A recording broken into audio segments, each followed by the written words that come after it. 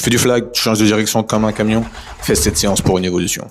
Ce qu'il faut que tu comprennes pour évoluer sur tes phases d'appui, c'est que la luxe, hashtag le gros orteil, est l'acteur primordial, ou en tout cas un des premiers acteurs à prendre en considération.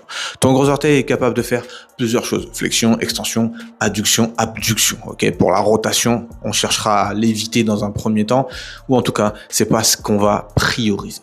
Pour évoluer sur ton gros orteil, je t'encourage à faire 3 choses. Le premier, faire des toes lift. Ça peut se représenter par tout simplement une serviette au sol et tu viens chercher avec le gros orteil, ou en tout cas les orteils dans leur globalité, à ramener cette serviette. Tu peux faire aussi, pour augmenter l'intensité, c'est changer de position. Tu pourras te mettre à genoux ou tu pourras te mettre, pour les plus hardcore, dans la position de sprint, c'est-à-dire démarrage en sprint, en cherchant à mettre la serviette ou sur le pied arrière ou sur le pied avant.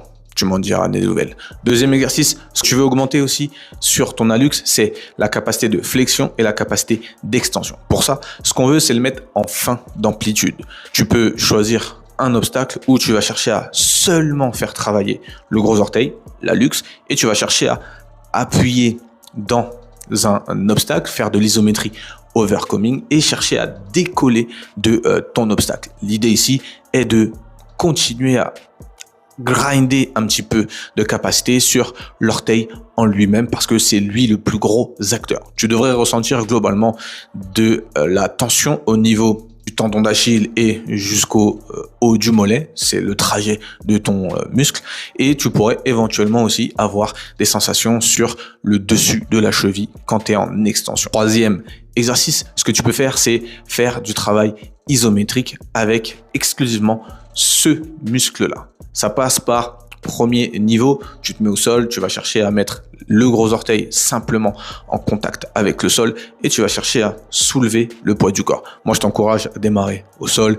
et chercher à décoller les fesses le plus possible, tout en maintenant un appui exclusif avec les omoplates et le gros orteil. Niveau numéro 2, tu vas pouvoir faire la même chose mais avec un seul orteil.